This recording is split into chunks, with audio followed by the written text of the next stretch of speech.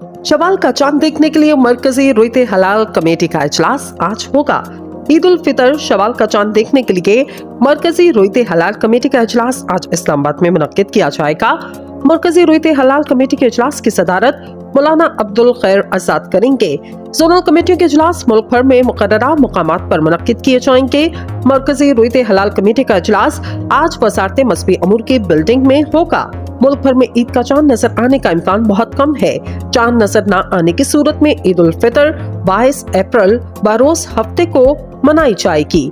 महकमा मौसमियात के मुताबिक 22 अप्रैल को सूरज ग्रहण होगा। सूरज ग्रहण के बायस मुख्तलिफ ममालिक में नया चांद नजर नहीं आएगा। 20 अप्रैल को सूरज ग्रहण सुबह 6:30 बजे शुरू होकर दोपहर 12 बजे खत्म होगा।